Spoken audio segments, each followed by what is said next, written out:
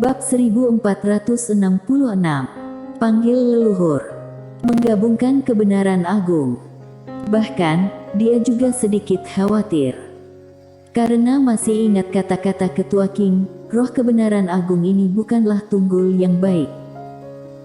Dia bisa melihat bahwa sekte Taoisme sangat takut dengan kebenaran agung, tetapi jika roh kebenaran agung tidak mengenalinya setelah keluar, bahkan jika roh tersebut dari kebenaran agung berdiri langsung ketika datang ke sekte Taoisme, itu bukan hanya masalah baginya. Saat ini, tetua kedua tiba-tiba mencibir, "Mileye, tunggu apa lagi?" Mileye memandangi tetua kedua, dan berkata sambil tersenyum, "Terserah kamu." Saat suara itu jatuh, dia menjentikkan kedua tangannya. Kitab Taoisme, didorong oleh kekuatannya, langsung bergabung menjadi satu. Dua. Pada saat 9 jilid kitab Taoisme bergabung menjadi satu, kekuatan tak terlihat yang berpusat pada Mileye berosilasi ke arah sekitarnya, lalu ruang hampa di sekitarnya tiba-tiba beriak. Di kejauhan, ekspresi tetua keempat dan yang lainnya berangsur-angsur menjadi bermartabat. Roh kebenaran agung, juga roh kitab Taoisme, adalah eksistensi terpanjang mengikuti leluhur sekte Taoisme. Status kitab Taoisme di sekte Taoisme adalah yang kedua setelah leluhur dari sekte Taoisme. Jika roh kebenaran agung berpihak pada Mileye, itu akan sangat merugikan sekte Taoisme. Di arena, semua orang melihat Mileye. Lambat laun, volume kitab Taoisme di tangan Mileye tiba-tiba memancarkan cahaya putih dan cahaya putih perlahan melayang ke udara. Mileye memandangi cahaya putih di langit. Dalam cahaya putih itu, sebuah bayangan secara bertahap memadat. Kebenaran agung. Tidak jauh dari sana, ekspresi master sekte Taoisme yang tak terhitung jumlahnya menjadi sedikit heboh. Kebenaran agung. Setelah leluhur sekte Taoisme pergi, roh kebenaran agung menjadi lambang sekte Taoisme. Sayangnya, sekte Taoisme mengalami perselisihan internal, sehingga kitab Taoisme terbagi menjadi 9, roh kebenaran agung juga tertidur. Dan sekarang, roh kebenaran agung akhirnya akan muncul. Pada saat ini, volume kitab Taoisme di depan Mileye tiba-tiba terbakar. Mileye membeku. Semua orang di lapangan tercengang. Bagaimana ini terjadi? Mileye meraih kitab Taoisme yang terbakar dengan tangan kanannya, namun, kekuatan yang kuat langsung menggoyahkannya ratusan meter jauhnya. Mileye terkejut, dia melihat kitab Taoisme lagi. Pada saat ini, kitab Taoisme lengkap langsung berubah menjadi nyala api dan menghilang di ujung langit berbintang. Hilang. Di arena, semua orang terpana. Ini hilang. Taois keempat dan Taois kedua saling memandang, ada sedikit keraguan di mata mereka. Apa yang terjadi di sini? Mileye juga sedikit bingung saat ini. Ini hilang. Bagaimana dengan roh kebenaran agung? Seolah memikirkan sesuatu, dia melihat ke arah anak keduanya di kejauhan. Saat berikutnya, dia berbalik dan lari. Dia begitu cepat sehingga dia menghilang di ujung langit berbintang dalam sekejap mata. Melihat Mileye melarikan diri, tetua kedua berkata dengan garang, "Kejar dia." Setelah suara itu jatuh, dia adalah orang pertama yang bergegas keluar. Saat ini, dia tidak punya waktu untuk menangani masalah Taoisme. Yang terpenting adalah menyelesaikan Mileye terlebih dahulu. Di langit berbintang, Mileye berlari dengan liar sepanjang jalan. Di belakangnya ada hampir 700 master alam Guyi. Kali ini, sekte Taoisme dengan tulus akan melawannya sampai mati. Pada saat ini, tetua kedua tiba-tiba berhenti. Dia melihat cahaya pedang di ujung langit berbintang di kejauhan. "Ayo pergi ke alam semesta 5 dimensi." Setelah berbicara, dia berbalik dan pergi. Mengejar Mileye seperti ini hanya membuang-buang waktu. Langsung ke alam semesta 5 dimensi, Mileye pasti akan kembali ke alam semesta 5 dimensi. Segera, tetua kedua dan rombongannya langsung menuju alam semesta 5 dimensi. Di langit berbintang yang jauh, Mileye berhenti, lalu melihat ke arah di mana Taois dan yang lainnya pergi di kejauhan, yang merupakan arah alam semesta 5 dimensi. Mileye merentangkan telapak tangannya, jimat transmisi suara tiba-tiba menghilang. Setelah beberapa saat, ruang hampa di depannya berangsur-angsur bergetar, dan sebuah suara keluar. Setelah hening sejenak, Mileye berbalik dan menghilang di ujung kejauhan. Alam semesta 5 dimensi. Di aula pedang, Adelina Ye sedang duduk bersila di tanah. Di depannya ada 9 gulungan, yang merupakan 9 jilid kitab Taoisme. Namun, 9 jilid ini semuanya ditranskrip, bukan versi asli. Di depan Adelina Ye adalah Saphira. Saphira memegang ikan di tangan kirinya dan manisan Hao di tangan kanannya. Dia menjilati ikan dari waktu ke waktu, kemudian manisan Hao. Kali ini, Adelina Ye tiba-tiba menatap Saphira. Saphira menatap Adelina Ye. "Saudari Adelina, ada apa?"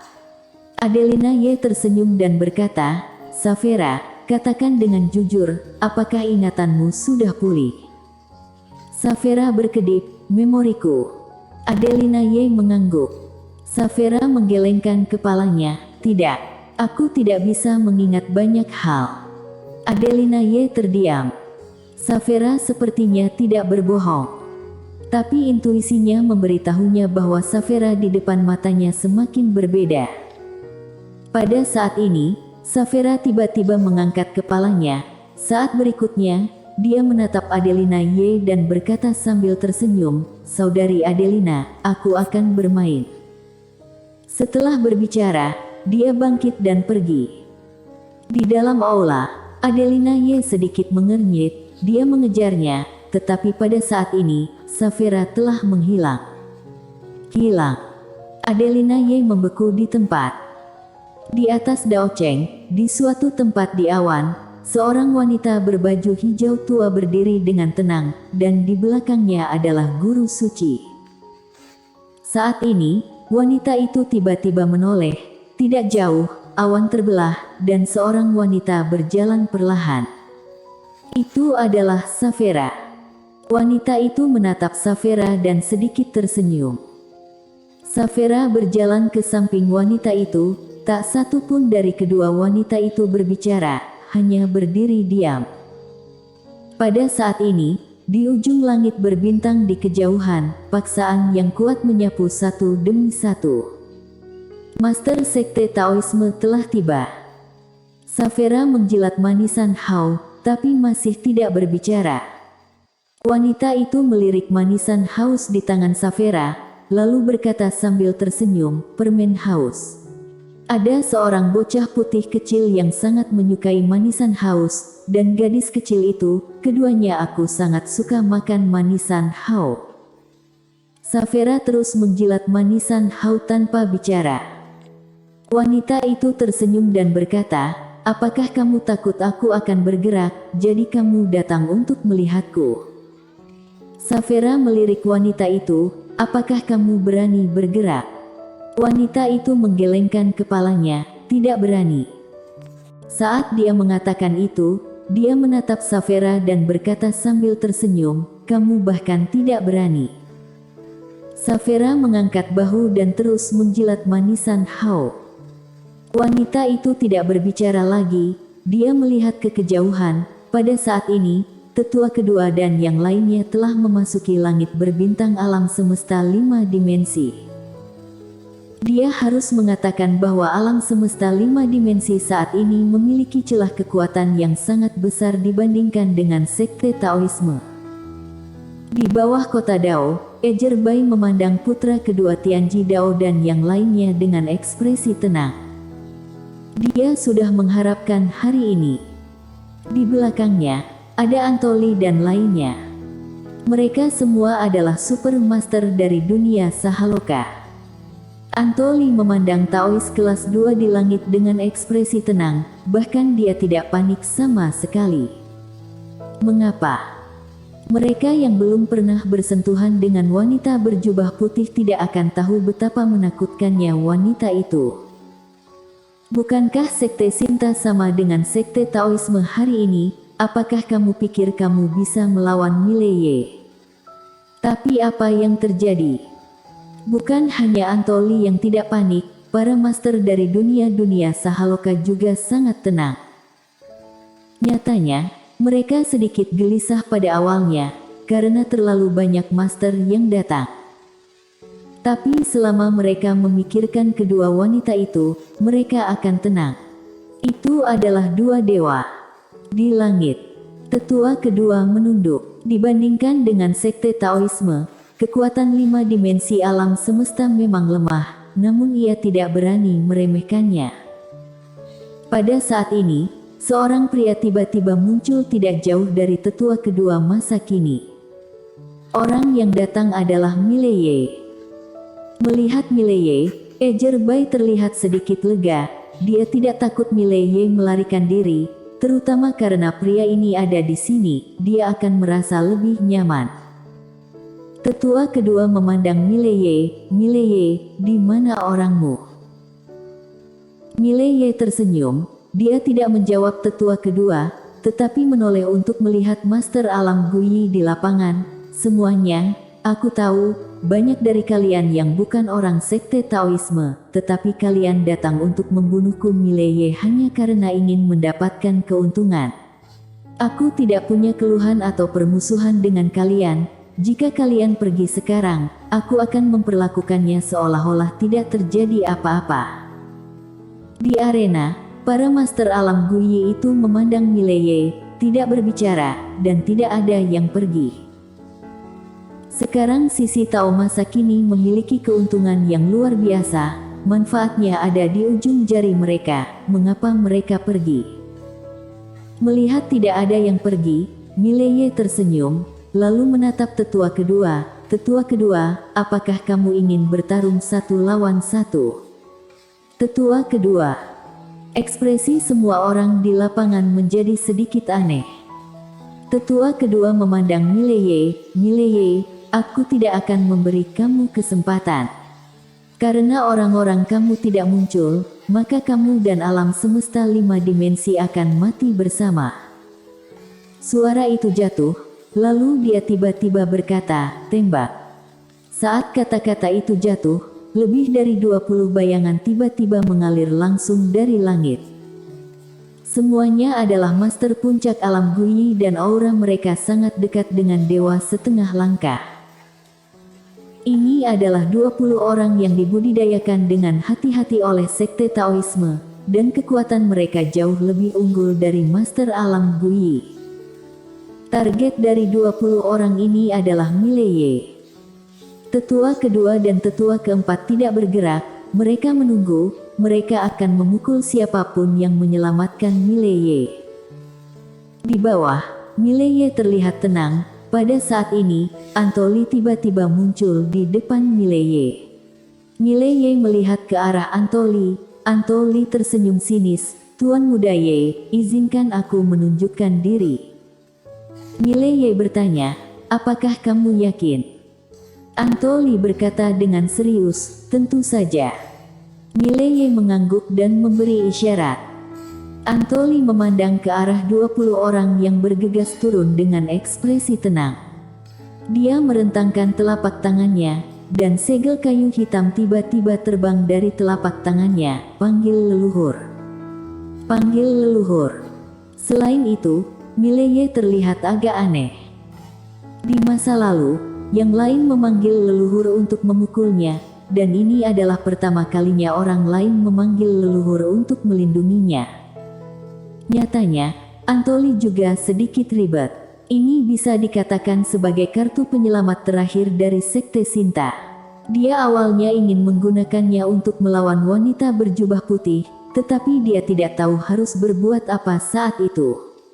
Dia senang dia tidak memanggil leluhurnya. Alasan mengapa dia memanggil leluhur sekarang adalah untuk mengungkapkannya, Jika tidak, Sekte Sinta tidak akan memiliki rasa keberadaan di alam semesta 5 dimensi ini. Saat suara Antoli turun, cahaya hitam tiba-tiba muncul dari segel kayu hitam. Duar. Aura yang kuat langsung memaksa 20 orang dari Sekte Taoisme untuk berhenti di tempat. Kemudian, seorang pria paruh baya berjubah hitam muncul di langit. Leluhur Sinta.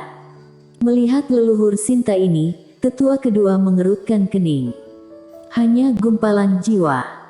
Tapi pria paruh baya ini setidaknya pernah menjadi master level puncak alam dewa. Pada saat ini, ketua klan tidak jauh dari sana tiba-tiba meraung, panggil leluhur. Setelah suara itu jatuh, dia langsung melemparkan bidak catur hitam. Bidak catur itu berubah menjadi cahaya hitam yang membubung ke langit. Pada saat yang sama, Dekan Akademi Gaidao saat ini tiba-tiba berkata, "Aku mengundang para leluhur." Saat suara jatuh, cahaya putih melesat ke langit. Di sisi lain, Willy Gu, pemilik gerbang Sekte Xuanji, sedikit malu. Saat itu, Sekte Xuanji sudah memanggil leluhur sekali, tapi sekarang tidak perlu memanggil mereka. Apa yang harus dilakukan? Kamu tidak bisa kehilangan bagianmu. Kamu harus bekerja keras, bukan? Willy Gu sepertinya memikirkan sesuatu, tiba-tiba menunjuk tetua kedua dan meraung, "Tetua kedua, aku akan bercinta dengan leluhurmu." Setiap orang bersambung.